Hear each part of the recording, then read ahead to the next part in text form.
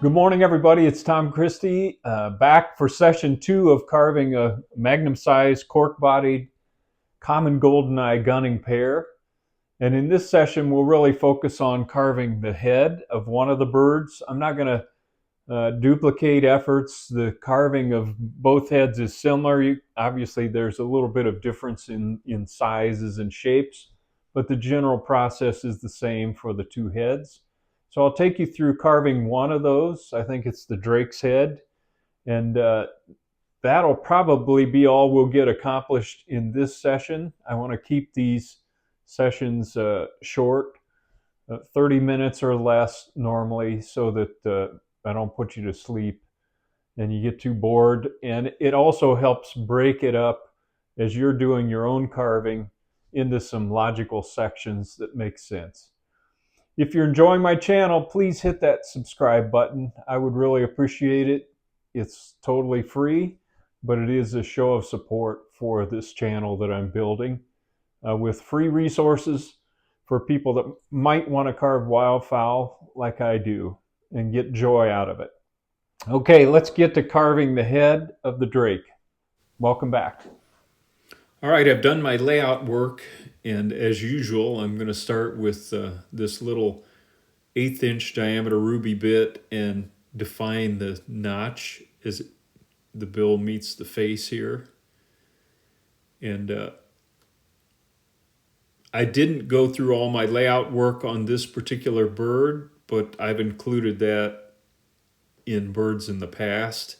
Basically, I've used my reference material and some dividers and just made sure I know where this notch needs to be located so that the bill is the proper length. And I'm taking material down on either side of the notch. And on the Goldeneye, I want to keep these relatively high to maintain the correct shape from the side profile. This little ruby bit, I use it for a lot of things. It's got grit on the end of it, so I can use it like this to clean things up. And now I'm rounding that area of the notch as it meets up with the crown there. So this is the way I normally start carving the head, is just getting this location set and then going from there. Now I can work on narrowing the crown to the proper width, so I'm going to use my 3/4 inch round nose saber tooth burr and very carefully remove material to begin to define the cheek, begin to round the top of the bill here, and narrow the crown to the proper width. There's not a lot to hold on to here. You may want to put a handle on the bottom of the bird's head to keep your hands away from the bird. Just a note to don't let your hands come in contact with that burr. It kind of goes without saying, but I always like to include some safety items. You can see I've kind of hit the width of the crown from this side on the top there. Now I want to take out and begin to define the cheek area and narrow the back of the head here.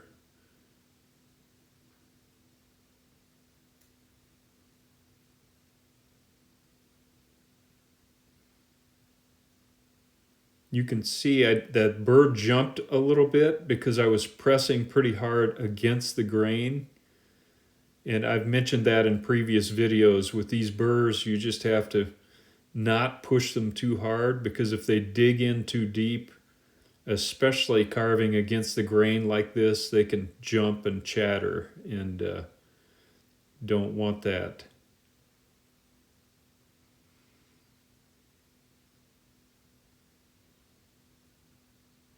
In this Tupelo wood, the grain runs in several directions. It's nice fine grain, but it does go different directions, so you have to be careful as you're carving to kind of figure that out as you go. Now I've got that side of the crown to the proper width, and I'm going to use the tip of the round nose here and round the cheek.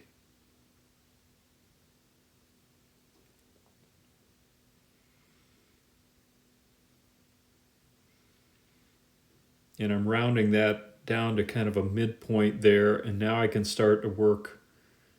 I've defined the neck area below, and this puffed up head of the Goldeneye,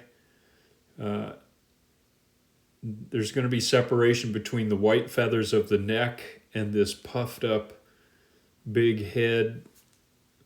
So I'm defining that neck, and there'll be a little bit of an overhang of the feathers of the head that'll give us a nice look.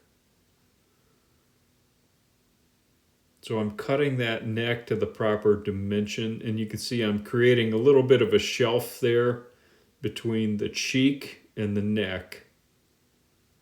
And we're going to round that, so we don't want a hard edge there, obviously. But I want to get this neck taken down to the proper dimension first, and then work on rounding the cheek down into the neck.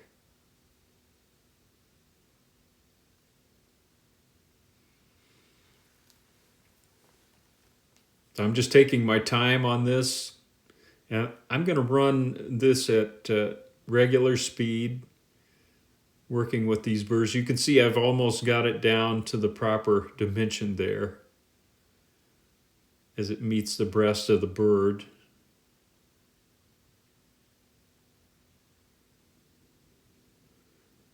Now I can use the edge, the side of the burr to round, like we talked about, up into the cheek.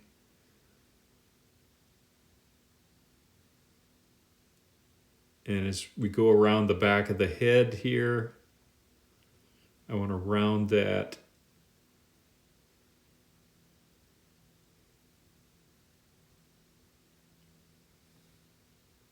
You can see a little bit of an hourglass shape as you look at this head from the front and the back. And again, I'm being careful to not take width off of the cheeks here. I just want to round to kind of that midpoint in both directions.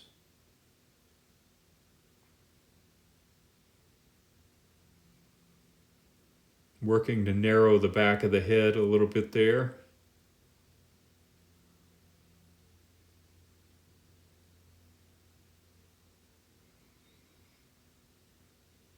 I can get some of this with this big burr and begin rounding under the chin here, but I'll come back with smaller bits that can get in there a little tighter and remove the bandsaw lines later. This kind of comes to a point in back, so I'm going to take it right to the center line there, where the feathers of the head meet up in back.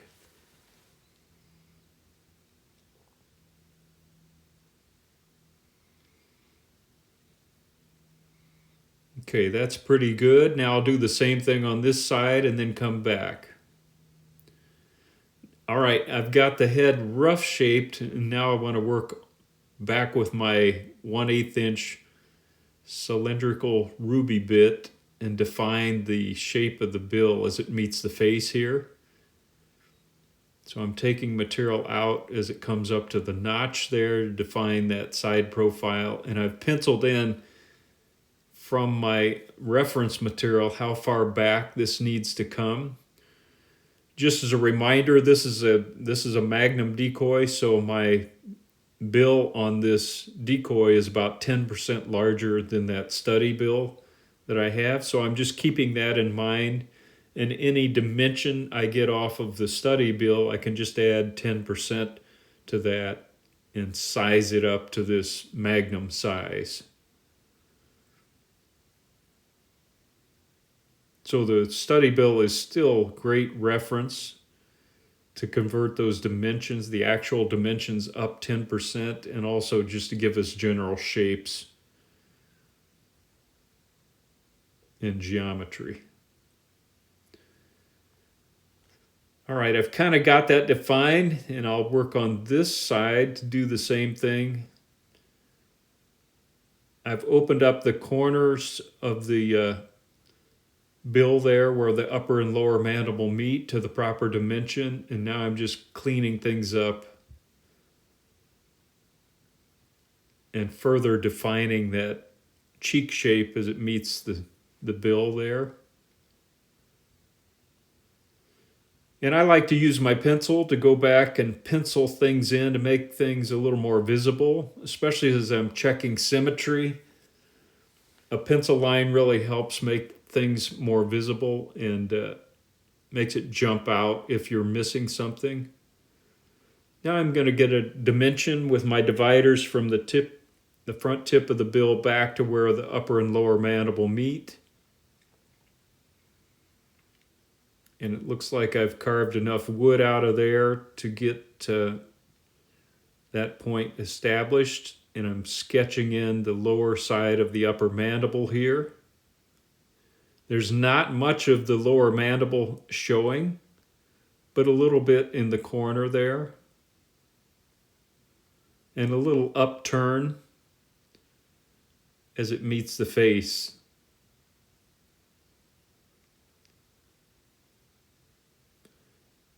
Now I'm going to carefully use my knife and score this line between the upper and lower mandible. And when I say carefully, I mean I'm not pressing very hard. I'm just going to score this multiple times because I've done this before. If you do press too hard, that knife can rip right through the lower mandible and make it much deeper than you want it or remove material. Now I've flipped the bird and I'm doing the same thing on the underside to narrow up the lower mandible. You can see multiple passes with the tip of the knife.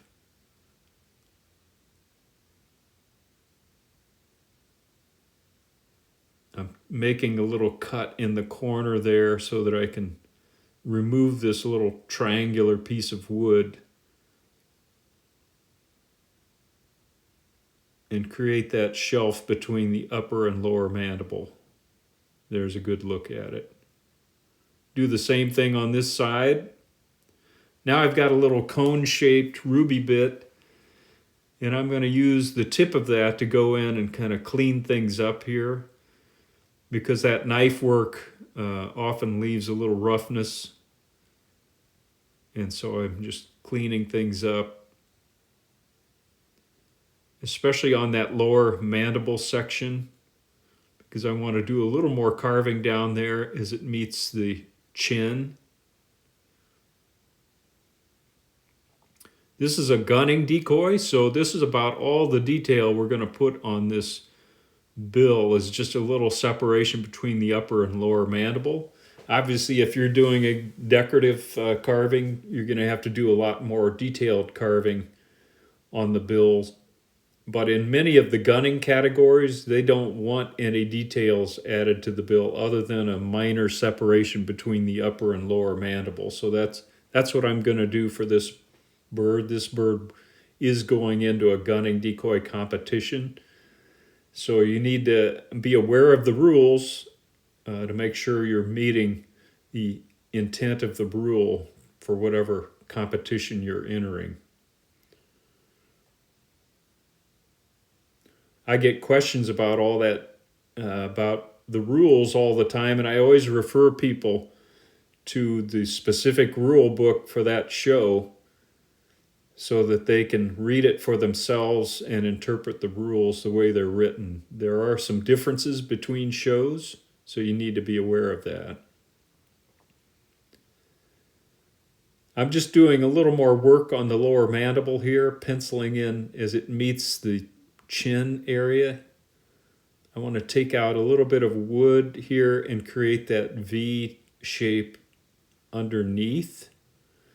So once again, I take my knife and go back into the face to continue that lower mandible structure back into the face, and then make a cut in this direction to create that little V shape underneath. Very minor, but it adds a little bit of realism. We don't want this much material on the lower mandible. I want to continue its natural shape as it goes back and meets the face of the bird. So that's about all the wood we need to take out, and now I'll go back with my grinding equipment and just use the tip of this cone-shaped burr to clean things up, and the side of it to remove the bandsaw marks under the lower mandible here.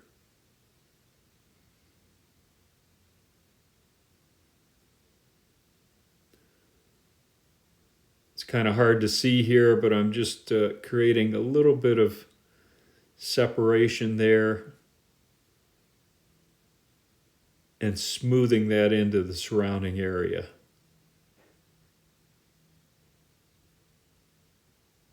So we cast a little bit of shadow here where that lower mandible meets the face. I don't want it to be too jowly, but just a little bit of a subtle shadow there. You can see it.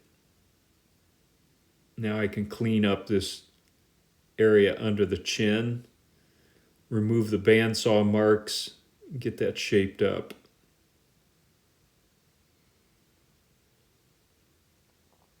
I'll do the same thing on that side, and then we'll come back.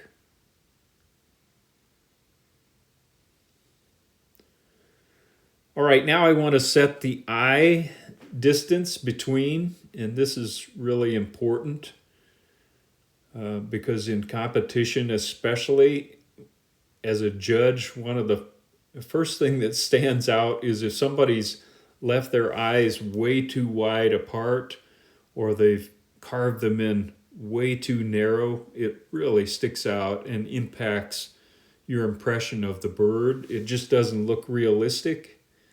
So I always get a dimension so that I know I'm setting my eyes at the proper width, and I think that's really critical.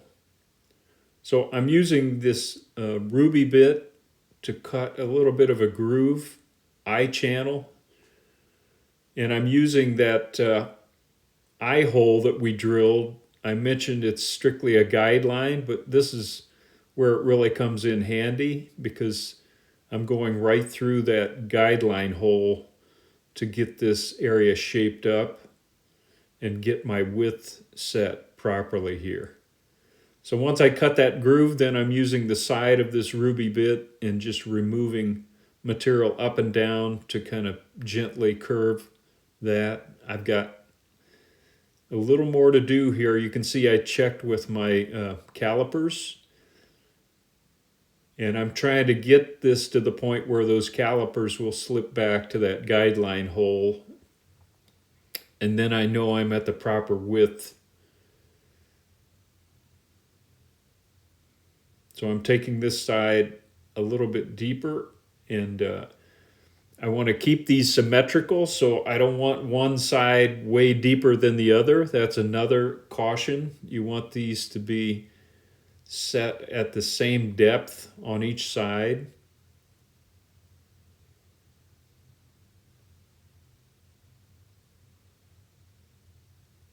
So I've gone a little bit deeper on both sides. Let's check that again. And now you can see those are sliding back right to where the front of the eye is going to be. I'm still a bit tight, so I'm taking just a hair more off on both sides.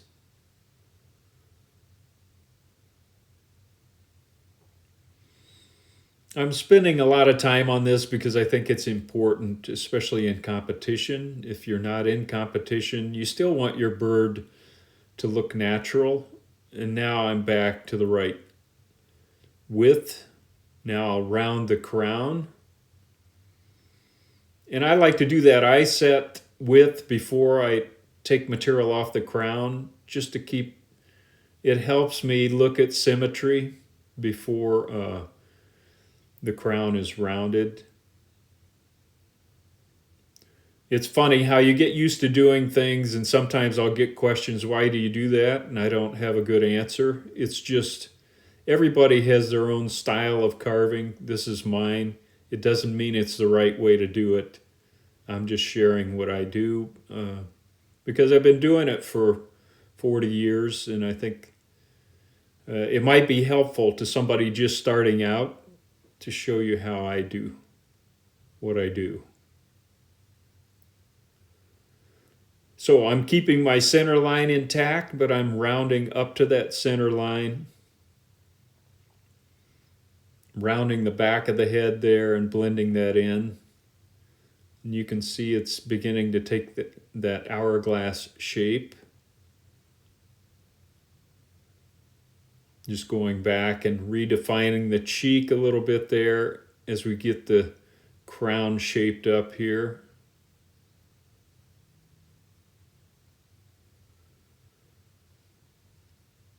Get this other side in similar fashion, and you can see I'm taking multiple cuts at this again, just so I'm not pressing that burr too hard, and I'm letting the burr do the work.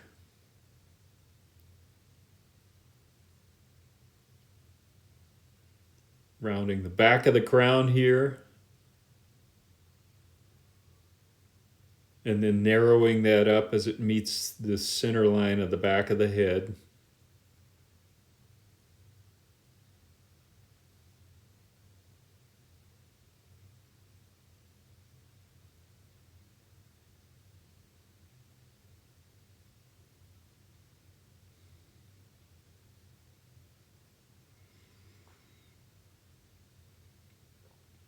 And this will take some time to get it shaped up.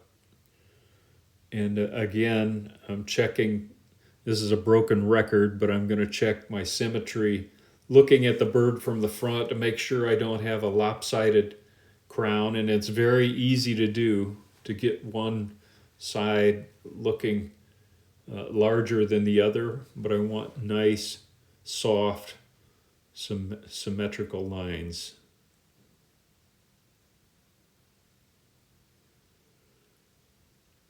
You can see I needed to take a little bit more off that side to match it up with the other side.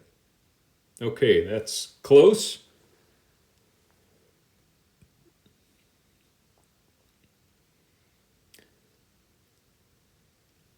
Now, I didn't include it in there, but I used my 1/2-inch sanding drum to just go over the entire head, get things shaped up.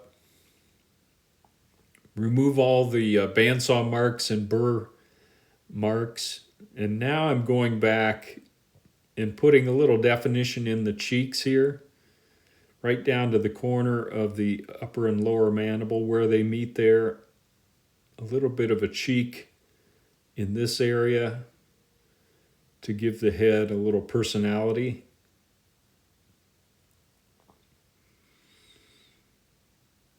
And I've seen people do this, and they cut really deep trenches that throw harsh shadows, and you want to be careful to keep these nice and soft looking. This is supposed to be feathering, so we don't want any really harsh shadows or lines that kind of make the head look hard instead of soft.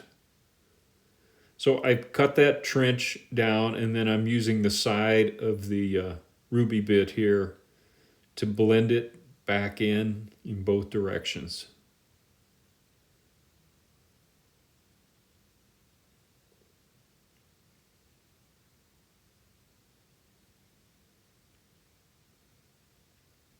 You can see it casts a little bit of a shadow there, and I'll come back with my sanding drum and clean all of this up.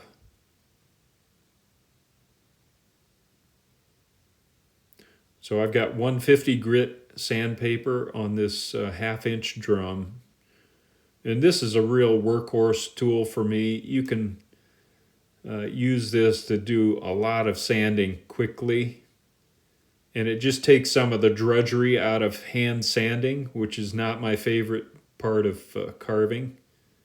I haven't found many people that love to just hand sand everything for hours and hours at a time. So this tool really helps, and it also helps as kind of a sculpting tool to do some finished shaping.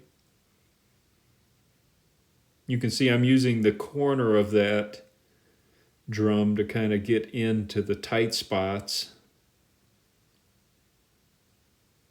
and take that right up to the eye.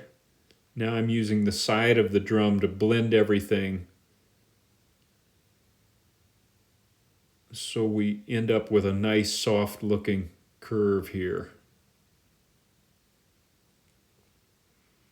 I'm still going to hand sand. You can't get rid of all of that. This drum only gets me so far, and then I'll do some finished hand sanding. All right, I have my epoxy sculpt mixed up. I'm going to use 11 millimeter yellow eyes since this is a magnum decoy. I would normally use 10 millimeter. I'm going to fill the eye hole that I've opened up with epoxy sculpt. Press in the eye. Then I'm going to put a little epoxy sculpt around the opening.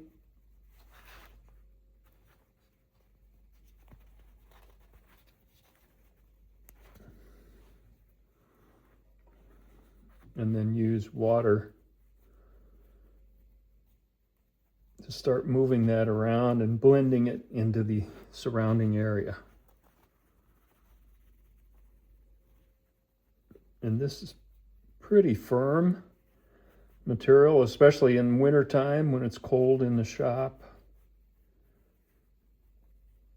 So it takes some effort to manipulate it.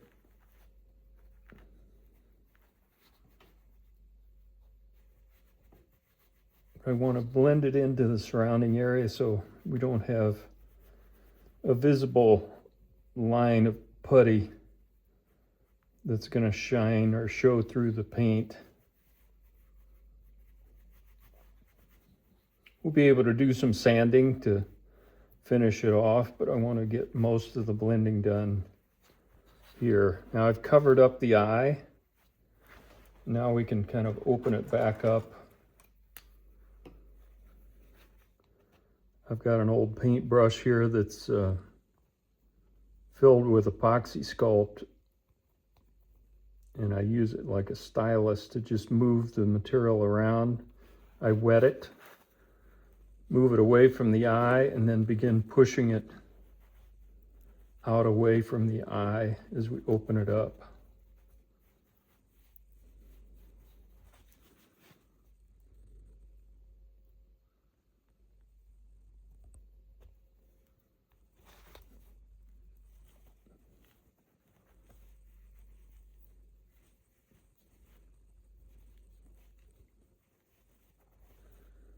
So this takes some time, and rather than have a bunch of video of me just moving putty around, I'll come back after I've got this smoothed out, and I'll use various things to open the eye up and shape it, like an old paintbrush to get material off there so I can see. And that's looking pretty good actually, but I'll keep working with it. Just a quick look at the eyes. And I'll let that set overnight, and then we'll do some final shaping of the eye opening and some sanding around there to finish it off. Now I've got a 1/2 inch dowel, hardwood dowel, and I'm just going to set the head with 2-part epoxy. So I drilled a clearance hole in the body, the cork, and also in the head. And I'm just working quickly to get this 2-part epoxy mixed up, get the pieces together before it sets up.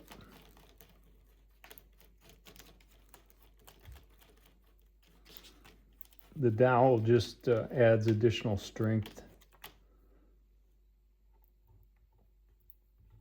Set in that cork.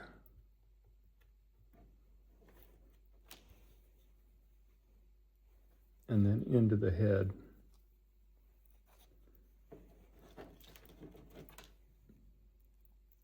Then I'm coating both surfaces.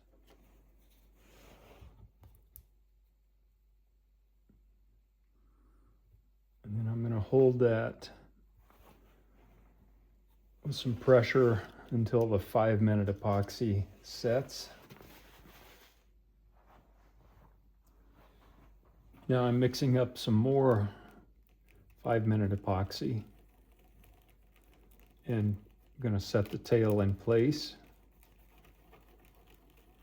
so we can get all the fabrication done. Then we can do some more carving. I'm going to mix in a little bit of cork dust that I took off of the bandsaw. Don't want those big chunks in there.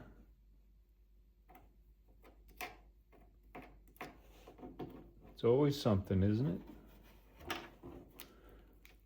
I mix the cork dust in. That'll provide a little bit of filler. We've got some gaps around the tail, and that cork material will help beef this up and fill in the gaps a little bit.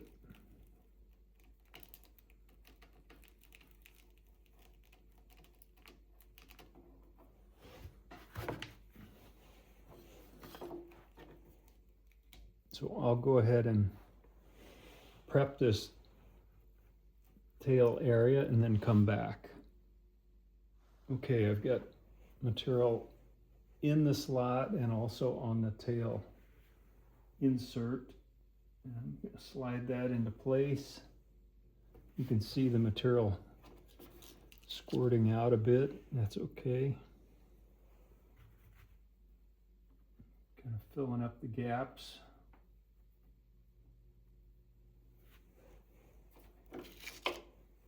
Make sure the tail is aligned. And then I'll just remove the excess material with some paper towel. And that'll make a nice fill of any gaps. Okay, this is a good place to wrap up session 2. We've got the heads carved, the tails mounted on the body. In the next session, we'll really focus on shaping up the bodies, getting them sealed up, getting a flotation and weighting of the keels. So all of that in session 3, and we should be able to finish up the carving of the birds in that session. Until then, Tom Christie signing out. Good carving to you. Have fun out there.